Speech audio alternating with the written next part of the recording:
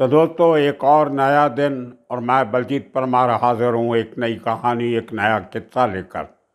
असल में आज आपको एक नहीं दो तीन किस्से सुनाऊंगा। क्राइम की दुनिया में आज बहुत बड़ा दिन रहा है जिसमें काफ़ी सारी क्राइम रिलेटेड डेवलपमेंट्स निकल के आ रही हैं, जिनका आने वाले दिनों में अलग अलग राज्यों में काफ़ी असर पड़ सकता है। सबसे पहले करते हैं उस खबर की बात जो आज पंजाब के एंटी गैंगस्टर टास्क फोर्स को एक बड़ी कामयाबी हासिल हुई है, जिसमें उन्होंने बम्बिहा गैंग का सबसे बड़ा और ख़तरनाक शार्प शूटर दीपक चस्का उसको पकड़ा है। आज ये आदमी रहने वाला तो आजकल उसका जो टेम्परेरी अबोर्ड है वो फरीदकोट के पास, पंजाब का एक ज़िला है फरीदकोट, वहाँ पे उसके घर वाले रहते हैं और वो उनके साथ रहता है। लेकिन एक हैरानीजनक जानकारी ये आई है कि वो असल में मूल रूप से पंजाब का रहने वाला नहीं है। वो उत्तर प्रदेश का है बेसिकली रहने वाला, लेकिन उसके माँ बाप नौकरी करने पंजाब आए थे एक ज़माने में और यहीं पे सेटल हो गए अपनी फैमिली के साथ। और उस घर से निकल के दीपक चस्का ने, क्योंकि मालवा बेल्ट के गढ़ में रहता था, तो वहाँ से अच्छी खासी पंजाबी बोलनी सीख गया और गैंगस्टर बन गया, शार्प शूटर। इसकी जो इम्पोर्टेंस है गैंग वार में वो इसलिए ज़्यादा हो जाती है कि ये वही शख्स था जिसने गोल्डी बराड़ के भाई गुरलाल बराड़ को मारा था। और वो केस था जहाँ से गोल्डी बराड़ लाइमलाइट में आया। हालांकि उसके पहले भी गोल्डी बराड़ लॉरेंस बिश्नोई के टच में था, क्योंकि दोनों चंडीगढ़ के डीएवी कॉलेज में एक ही साथ पढ़ते थे। लेकिन इतना बड़ा गैंगस्टर नहीं था। छोटे मोटे काम लॉरेंस बिश्नोई के लिए लाइजनिंग वगैरह का रिश्तेदारियां बनाने करने में वो करता था। लेकिन जितना उसने अभी न्यूज़ में है, अभी जो उसने बोलना शुरू किया है सिद्धू मूसावाला के मर्डर के बाद, वहाँ से उस आदमी की पहचान बनाने वाला अगर कोई है तो वो नीरज चस्का है, जिसने गोल्डी बराड़ के भाई गुरलाल बराड़ को मारा।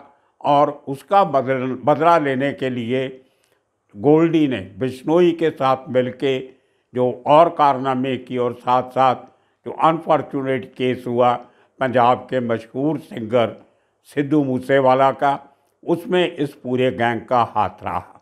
अब उसका बदला लेने के लिए जो इनका ऑपोजिट गैंग है बहुत बड़ा नॉर्थ इंडिया का, बम्बिहा गैंग, जिसमें राजस्थान, दिल्ली, हरियाणा, पंजाब, यहाँ के मिले जुले गैंगस्टर शामिल हैं। बहुत सारे शार्प शूटर उनके दे लाइंग लो, अभी छुप के बैठे हैं, सामने नहीं आ रहे। और किसी बड़ी तैयारी की, जैसे कहते हैं लल बिफोर द स्टॉर्म, किसी भी बड़े तूफान के पहले शांति होती है, एक शीत लहर चलती है, उसी तरह पंजाब का माहौल आज का है। लेकिन आज जो बम्बिहा गैंग का सबसे बड़ा ए लिस्टर पंजाब में गैंगस्टर्स की कैटेगरी है, A category, B, C, D, इस किस्म से, तो ए कैटेगरी के बहुत कम गैंगस्टर हैं और उनमें से एक ये नीरज चस्का नाम का शख्स है, उत्तर प्रदेश का रहने वाला, लेकिन पंजाब में बड़ा हुआ और पंजाब का एक बड़ा गैंगस्टर बन गया। आज ही पुलिस को एक और बड़ी कामयाबी पंजाब पुलिस के एंटी टास्क फोर्स को मिली। दो भाई अमृतसर के रहने वाले करण अर्जुन, ये दोनों भाई एक आईईडी जो इम्प्रोवाइज्ड एक्सप्लोसिव डिवाइस होती है, एक सब इंस्पेक्टर की गाड़ी के नीचे लगाने के चक्कर में और कुछ लोगों को, एक ज्वेलर को मारा था, लूट के फिरौती के एक सोने वाले को मारा। इस किस्म की वारदात करते हुए काफ़ी देर से वांटेड चले आ रहे थे। पाकिस्तान, कनाडा बैठे टेररिस्ट रिंदा और एक और वहाँ पाकिस्तान में बैठा है अभी महाराष्ट्र में बहुत कांड किए उसने, उनके साथ मिला हुआ थे ये दोनों भाई करण अर्जुन।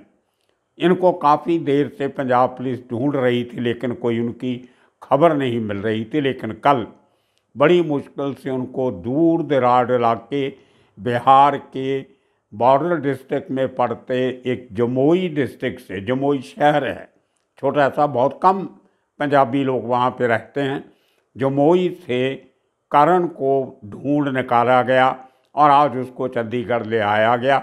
लेकिन हाउएवर उसका जो भाई अर्जुन था वो हाथ से पंजाब पुलिस के हाथ से बच निकला और सूत्रों का कहना है कि वो भी जल्दी पकड़ा जाएगा।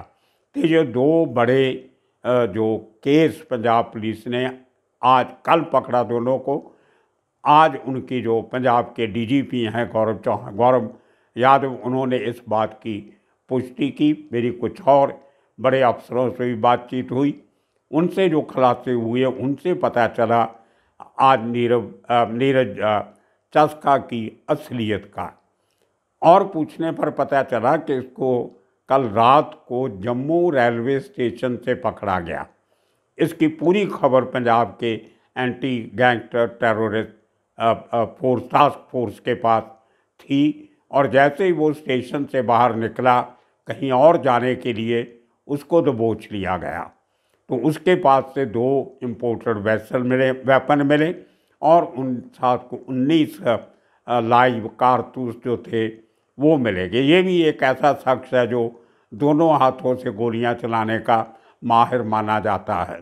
तो ये बहुत बड़ी उपलब्धि पंजाब सरकार के लिए, पंजाब पुलिस के लिए पिछले 48 घंटों में हासिल हुई हैं। तो एक जम्मू कश्मीर पुलिस को कॉन्फिडेंस में लेके जो बड़ा सीक्रेटिवली ऑपरेशन चलाया गया, जिसकी किसी को कानो कान खबर नहीं थी, और जम्मू रेलवे स्टेशन से उसको पकड़ के आज चंडीगढ़ लाया गया। इसके साथ जुड़ी हुई बड़ी खबर, छोटा राजन दिल्ली की तिहाड़ जेल में अकेला पड़ गया है। वो जिस दिल्ली की जो तिहाड़ 2 नंबर की जो जेल है, हाई सिक्योरिटी जेल, उसमें एक ऐसा सेक्शन है जहाँ पे हाई सिक्योरिटी या हाई रिस्क कैदियों को रखा जाता है। वो जो वार्ड है, एक स्पेशल जेल का वार्ड, उसमें 3 आदमी थे एक ज़माने में। एक शहाबुद्दीन था, एक नीरज बवाना था और तीसरा छोटा राजन। और उसके जो सेल हैं वो इस पार्टिकुलर जेल के, उनकी बनावट ऐसी है कि आप एक दूसरे को देख नहीं सकते लेकिन बात कर सकते हो। ऊंची आवाज़ में चिल्ला के आप बोलोगे तो सामने वाले सेल से अगर आदमी आपको जानता है तो आपको आवाज़ वापस दे सकता है। तो एक ज़माना था, आज से कुछ महीने पहले तक, जब शहाबुद्दीन की डेथ नहीं हुई थी, तो ये तीनों शख्स एक दूसरे से हाय हेलो कर लिया करते थे। लेकिन शहाबुद्दीन की डेथ के बाद उस पूरे कंपाउंड में सन्नाटा छाया और नीरज बवाना और छोटा राजन आपस में कभी कभार कुछ ऊंची आवाज़ में बात कर लिया करते थे। लेकिन अब नीरज बवाना को शायद किसी केस के सिलसिले में या इन्वेस्टिगेशन के सिलसिले में कुछ दिनों के लिए कहीं गया हुआ है, तो वो पूरा कंपाउंड जो हाई सिक्योरिटी कंपाउंड है वहाँ पे छोटा राजन अकेला है, किसी से बात नहीं कर सकता, किसी से अपना दुख सुख आवाज़ अपनी बात साझी नहीं कर सकता। ये एक दूसरी खबर थी। तीसरी बहुत अच्छी खबर हरियाणा से आई है। हरियाणा की सरकार ने पिछले 15 दिन में गैंगस्टर की 26-27 करोड़ की प्रॉपर्टी को बुलडोज़र चला के ज़मीन में मिला दिया, मिट्टी में मिला दिया। 160 क्रिमिनल्स की लिस्ट हरियाणा सरकार ने प्रिपेयर की है, जिनमें से 35 लोगों तक अभी तक एक्शन हो चुका है। इन लोगों के घर जायदाद जो उन्होंने क्राइम के पैसे से बनाई थी, जिसको हम क्राइम प्रोसीड कहते हैं, उस पैसे से बनी हुई प्रॉपर्टीज़, वो घर हो, मकान हो या दुकान हो, उनको या तो सीज किया जाता है कानूनी तौर से। अगर उनमें कोई इनको इल्लीगैलिटी लगती है कि नगर निगम के या पंचायत के या इस किस्म के कोई कानून तोड़ के इलीगल कंस्ट्रक्शन की गई है तो उसको डिमोलिश किया जा रहा है। और आने वाले 15 दिनों में इसी किस्म की और 50 प्रॉपर्टीज़ जो हैं उनको मिट्टी में मिला दिया जाएगा। ये बहुत बड़ा एक्शन है। अगर इसी किस्म का एक्शन इससे पहले यूपी में योगी सरकार ने क्रिमिनल्स की प्रॉपर्टी को गिराने का, जिसको पीला पंजा कहते हैं, उसके साथ अमल में लाने के लिए बहुत बड़ी मुहिम चलाई थी। उसका कुछ असर हुआ नहीं हुआ पता नहीं, लेकिन हरियाणा में इसका असर देखा जा रहा है। अभी 3 दिन पहले इसी किस्म के एक क्रिमिनल जो अभी जेल में है, हिस्ट्री शीटर है, वो भी ए लिस्टर है, जब उसकी गांव में उसकी प्रॉपर्टी गिराई गई, पीला पंजा चला, तो आसपास के 12 गांवों की पंचायत इकट्ठी हुई, खाप बैठी 12 गांव की, और सरकार के इस कदम का विरोध किया गया। थोड़ी हैरानी भी होती है कि क्रिमिनल का घर गिराए जाने से 12 गांव के हज़ारों लोगों ने बहुत बड़ी महापंचायत की और सरकार के ऊपर इस बात का प्रेशर बनाना शुरू किया कि भले उन लोगों ने कमाई की, लेकिन आप किसी का घर नहीं गिरा सकते। ये एक नई किस्म की पॉलिटिक्स हरियाणा में गैंगस्टर को लेके शुरू हो रही है। लेकिन वहाँ के मुख्यमंत्री, मैं कल उनका बयान सुन रहा था कि वो ऐसे जो खाप है जहाँ महापंचायत है उससे घबराने वाले नहीं हैं, गैंगस्टर्स के खिलाफ कार्रवाई जारी रहेगी। और इसी को चलते हुए जो आजकल जो नया दौर चल रहा है गैंगस्टर्स के ऊपर शिकंजे का, वो महाराष्ट्र में भी जोर पकड़ रहा है। कल हमने आपको किस्सा सुनाया रियाज भाटी का। इसके जैसे लोग, जो छोटा शकील का रिश्तेदार सलीम फरूट और डोंगरी, भिंडी बाजार, बोरा गली, नागपाड़ा एरिया में जितनी इलीगल कंस्ट्रक्शन अंडरवर्ल्ड के साथ जुड़े हुए लोगों ने की है, सबके ऊपर बड़ा एक्शन 2 बार पहले भी हो चुका है, एक बार फिर होने की तैयारी चल रही है।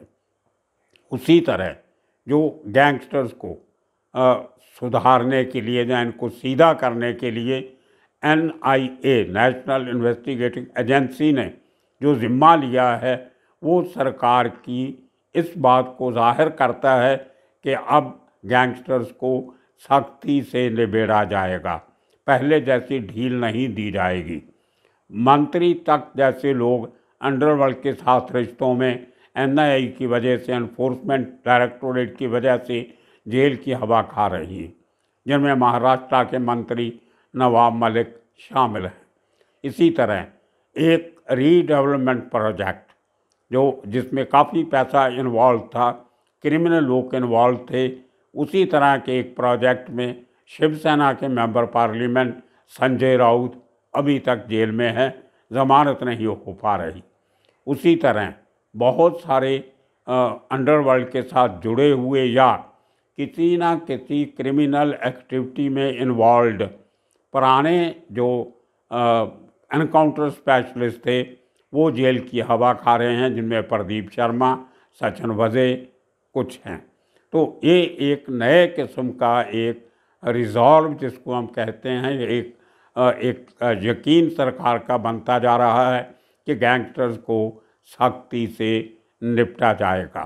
तो आने वाले दिनों में जो एक बड़ा खतरा पंजाब में था, ये क्या होने वाला है, और आज मैंने जो ऑफिसर से बात की उसके मुताबिक नीरज जो था, इसने चस्का ने अपने साथियों के साथ मिलके बम्बिया गैंग के जो 3-4 बड़े लीडर हैं उनके साथ मिलके लॉरेंस बिश्नोई के गैंगस्टर्स के ऊपर अटैक करने की प्लानिंग कर रहे थे। लेकिन कहीं ना कहीं अभी जो शुरुआती इंटरोगेशन हुई है चस्का की, उससे मालूम पड़ा है कि जो बड़े गैंगस्टर हैं बम्बिया गैंग के, वो पुराने लोगों पे कम यकीन करने लगे हैं और नए लोगों का सहारा ले रहे हैं। बहुत से नए रिक्रूट्स को भर्ती किया गया है। ये नए रिक्रूट्स की भर्ती हमने थोड़े दिन पहले सोशल मीडिया पे भी देखी थी, जब जग्गू भगवानपुरिया नाम के नीचे, रॉस बिश्नोई, गोल्डी, इनके नाम के नीचे एक जैसे एक एडवर्टाइजमेंट होती है, वो छपी थी कि हमारा गैंग ज्वाइन कीजिए। नौजवानों को ये लालच दिया गया था कि आप हमारे गैंग के साथ जुड़िए और गैंगस्टर बनिए। और आज इसी से जुड़ी हुई एक बात पंजाब के मेंबर पार्लियामेंट सिमरनजीत सिंह मान ने कही। उनका कहना है कि जितने गैंगस्टर हैं उनको कानून से भागना नहीं चाहिए, घर छोड़ के भागना नहीं चाहिए, छिप के नहीं रहना चाहिए। उन्होंने अपने तरीके से ये कहा कि जो सिख होते हैं वो छिप के नहीं रहते, तो आप हमारे साथ आइए, आप हमारे साथ जुड़िए, हम आपको मेन स्ट्रीम में लाने का काम करेंगे।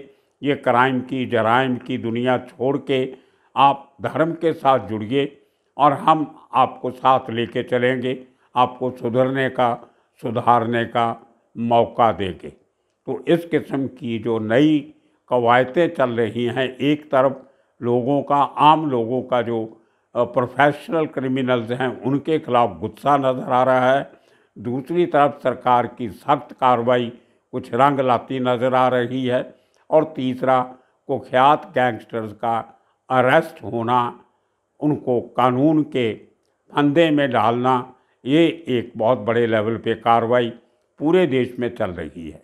तो लगता है कि आने वाले दिनों में ये सरकार के कदम, पुलिस की पहल ज़रूर कुछ रंग लाएगी। आज पे दुनिया जीती है, हमें भी इस बात की आस है। तो देखते हैं आने वाले दिनों में या ये सब बातें आगे कैसे बढ़ती हैं। तब तक के लिए आप सबका शुक्रिया, धन्यवाद।